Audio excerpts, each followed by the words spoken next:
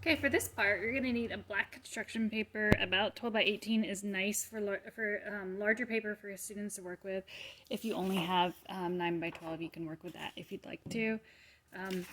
Sometimes I like to have them review what they did before. If you have enough room on the table, you could even lay these out for them so that they can see them and use it as a reference as they're creating their final picture. You also will want maybe either the same checklist or a new checklist for students to go by. And you're going to want to also do it on the board along with them. Of course, you will not use black paper on the board because they won't be able to see that. Instead, you're going to want to use just your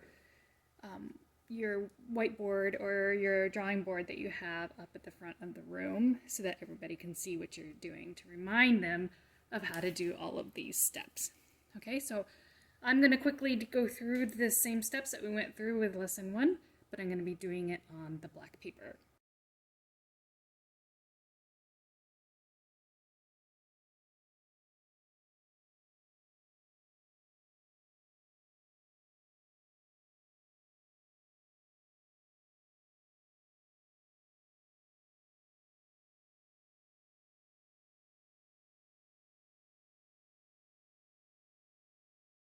I have drawn and erased any guidelines that I no longer need. I'm ready to draw my symbols. So think about symbols in your life that you think represent who you are. So for me, I would probably do a camera. So I draw my lens and my camera because a camera is a really important part of my life. And I might also draw a paintbrush because I'm an artist and I like to paint. So I drew a very simple paintbrush and a camera on the side here. The next thing we're going to do is our glue line.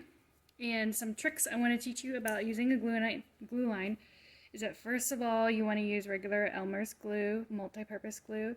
You want to use as new of a version that you have as possible so that it has not had the chance to mess up with the nozzle.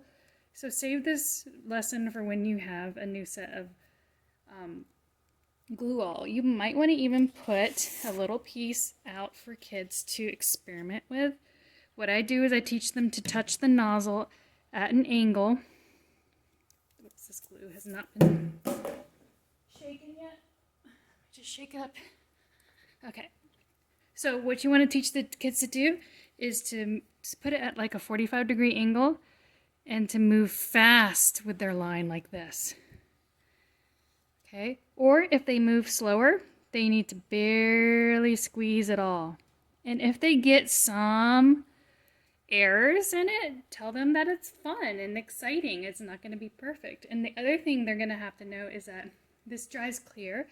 So basically what they're doing is they're drawing black lines, but they don't really know it just yet. It's going to look white today, but later it's going to look black.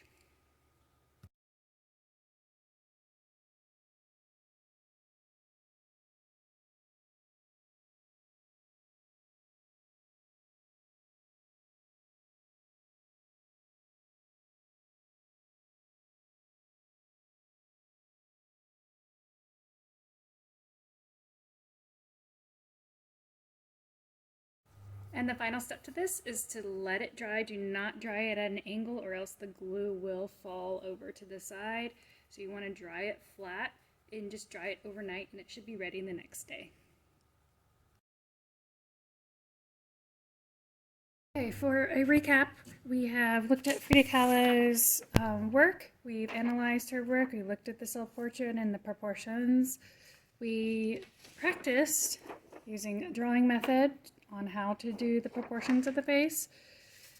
We practiced glue line, and then we drew our portrait onto black paper, and then we traced the glue line with we traced the pencil line with glue line. And so now it's dried over 24 hours flat, and it's ready to start with the pastels. So you can use, chalk pastels are fairly inexpensive. One thing you do need to make sure is that none of your students have any kind of chalk allergies. you would make an accommodation for allowing them to use something like oil pastels or crayons if needed. So some pieces of information that's very helpful for you as you're teaching this to young children. First of all, save black for last. The color black will overtake the entire picture. So you need, if a student has black hair or has any black attributes that is going to be in your picture, then make sure you tell them to save that for last. You might even want to collect all the black for them. You might want to have some pieces of paper here because some kids don't want to get their fingers dirty. And so I teach them how to wrap and then to blend that way. It depends on how your students do with that. The other thing I want to teach you, let me go ahead and start here. Let's do some peach here. What I like to teach is to do a rough fill in. And don't forget the ears are the same color as your skin tone. Do a rough fill in. And I teach them that the lips are skin color as well. Okay, and the neck, don't forget the neck. Do a rough fill in. Okay, and then what you're going to do is you take your finger and you blend the chalk all the way up to the edges of the glue line. Now you can see I didn't add enough. It needs to have a lot more of an opaque color to it.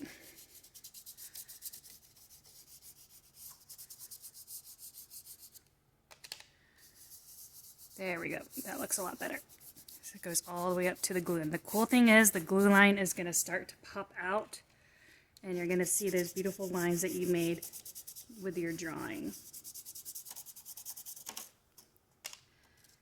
And if it does break, one of the great things you can tell young kids is, wow, instead of one chalk pastel, you now have two, and you can share with a friend. So sometimes kids will get upset if any of their pastels or crayons will split. So that's all you need to tell them, and then they get really excited. Okay, so as you can see, I'm blending this in. And this is a great opportunity, just like Frida Kahlo's portrait. We know that we're not all one single skin tone. I like to start out with a base skin tone, depending on whatever your base is. And then as you can see in Frida Kahlo, she has like red cheeks, right? She has some darker spots around here, so you can teach them how to add some details by just adding a little bit. Oh, I don't like that one.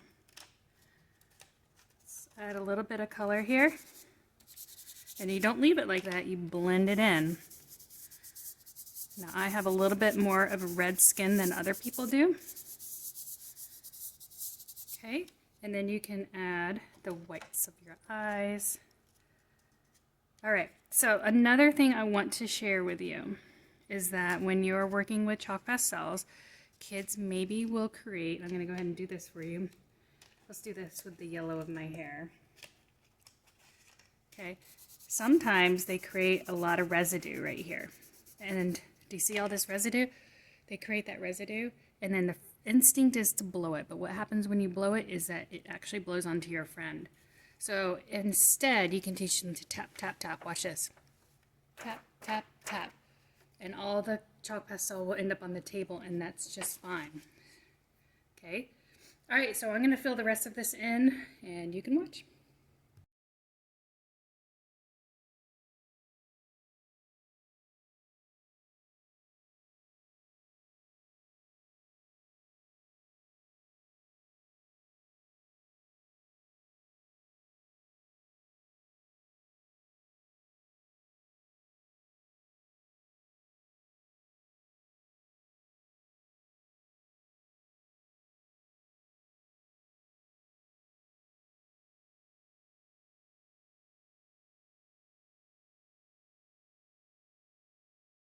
There you have it. So you can see I added the black part at the very end.